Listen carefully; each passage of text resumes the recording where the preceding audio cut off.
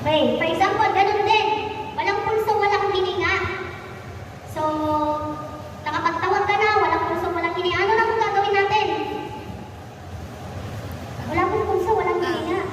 Okay, papak na natin. Mag-compress na tayo. Ngayon, meron pong 3 ways yan. Pero, pwede pong ganito, ayan, pwede ganyan, dalawa. Gamitin po natin yung mga fingers natin. I know.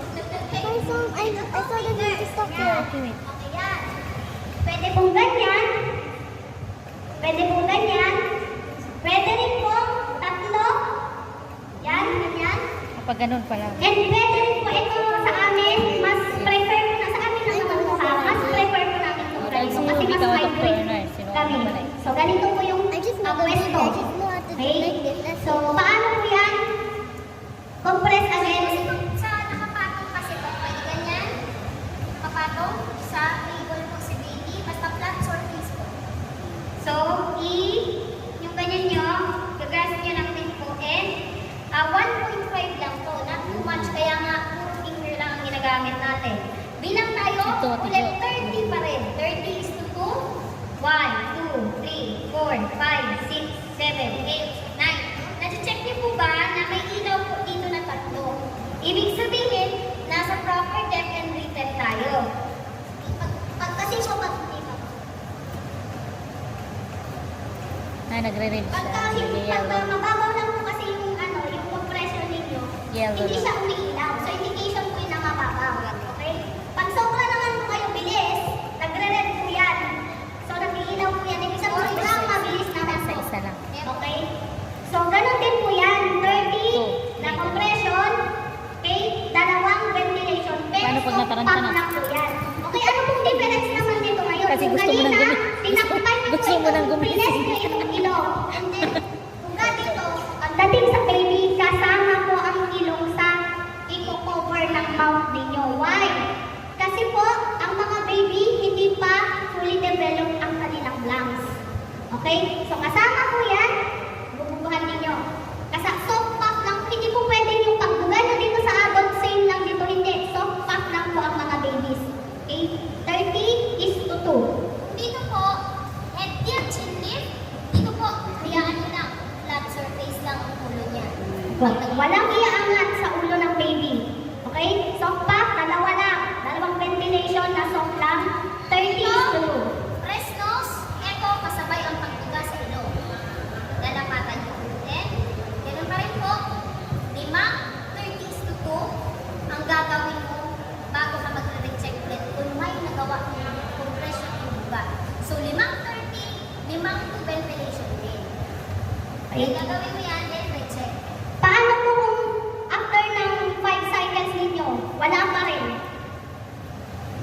Wala pa rin Nangyari. nangyari?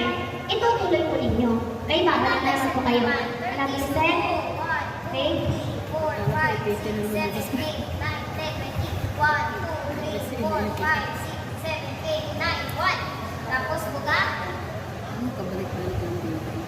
Okay. So ngayon po, and 5. Then buga. pagka-check, What if pag wala pa nag-check po ninyo? kayo at meron na, may pulso na may hininga. Kanina po, pag ganyan tayo, di ba? Sa adult, sa baby, ang hawak naman po or recovery position para po kayo magpapaburn.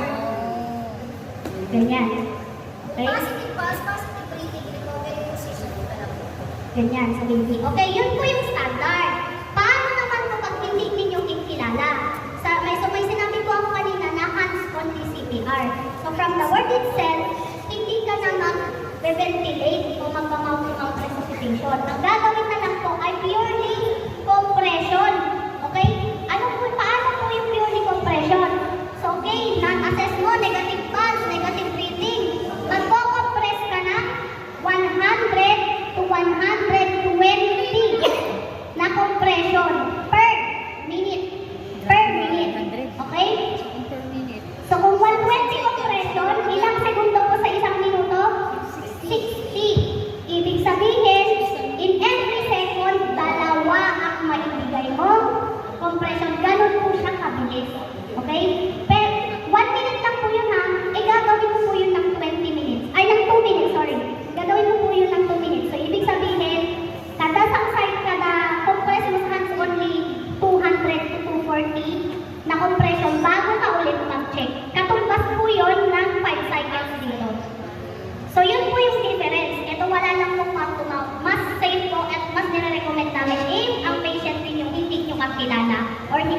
relative.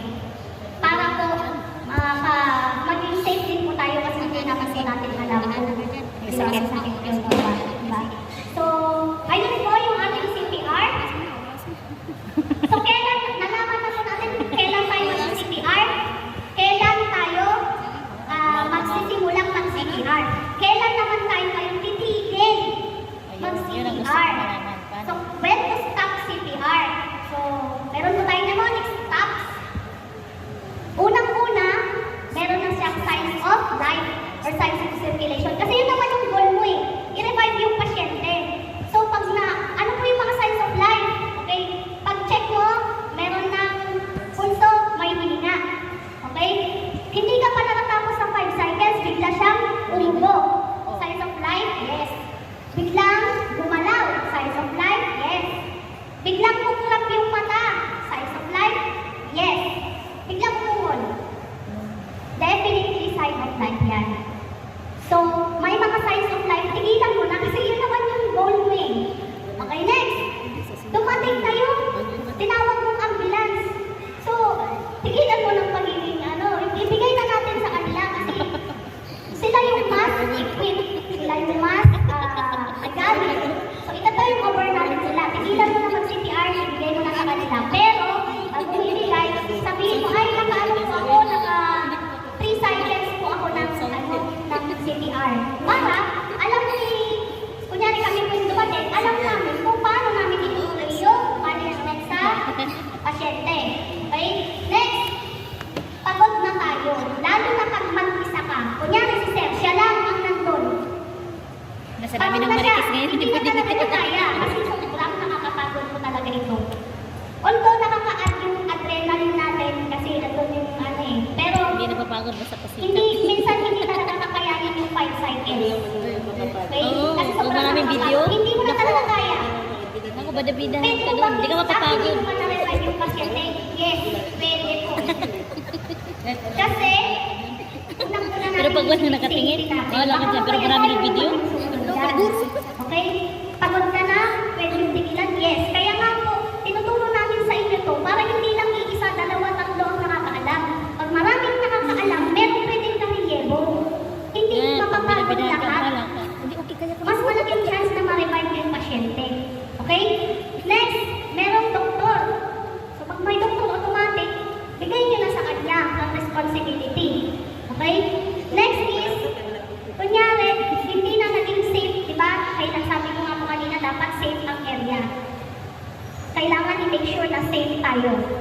Pag hindi na naging safe ang area habang nagsi-CPR ka, itigil mo kasi baka mapahamak ka pa. Baka kasama ka dun sa mapahamak. For example, nagkaroon ng earthquake, ng may inatake or whatsoever. Nag-CPR ka kasi alam mo naman, tapos biglang nagkaroon ng aftershock, hindi safe ang area. So itigil mo, hindi na siya safe para mag-CPR. Itigil mo na. Ligtas mo yung sarili. Okay? So yun po. Kailan naman po natin hindi talaga mag-CPR? Hindi talaga tayo mag-initiate ng CPR. Okay? Unang-una na, pagka yung pasyente natin, pinuntahan mo yung pasyente, okay, meron na, notice, ano yun? Hindi po yung nandun sa sa ano nga yun? Kay Coco? Really so awake already. Probinsyano. Tanggol. Basta yun. Probinsyano. Okay, ano? Ano si Ronnie? Probinsyano? Patangya po. Okay, hindi po yun ha. Pag sinabi po natin rigor mortis, ibig sabihin, tumigas na yung katawan. Ibig sabihin po, matagal na yan na, nawalan na, or hindi na tumibok ang kanyang puso. Kasi, pag umabot po ng 10 minuto na tumigil ang pagtibok ng puso, irreversible death na po yan. Kaya nga po, very Palayo na to, important Jo. ang oras. Kasi pag matigas na po yan, kahit pag naman po kayong mag-CPR dyan, wala na po yan. Nabali na lang. Okay, next, liver mortis, ano po yung mga yun? Yung namutlak na po dito sa ibabaw. Okay, pag tingin nyo po sa likod niya, parang nagkaroon ng pasa. Ibig sabihin, yung tuhod po. Oo, parang namantal na siya. So, Namantal na. nagkaroon na ng pooling of blood. Kasi matagal na po yan na walang sign of death. Hindi na dumalo yung dugo niya. Oo, hindi na dumalo. So, huwag nyo na po i-attempt. Kahit kayo po ang pinakamagaling mag-CPR, hindi nyo na po yan mabubuhay.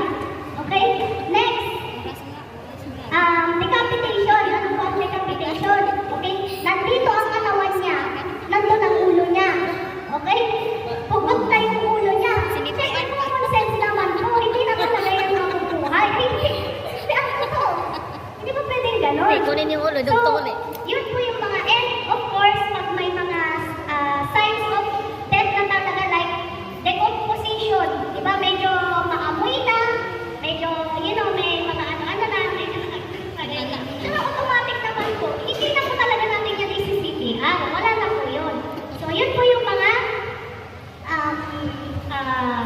instances na hindi natin as in i-start ang CPR. So, may mga tanong po ba pagdating sa CPR? Or meron po gustong mag-try ang CPR?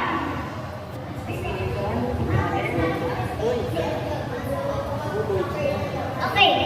Okay. Yung meron po tayo kasing child, ma'am. Okay. Okay, so meron po kasi tayong child. Okay? So pag child naman po, hindi lang po namin nadala yung manikin. Usually, siyempre mas malaki yan ang benta. Ang ganun pa rin po, ma'am.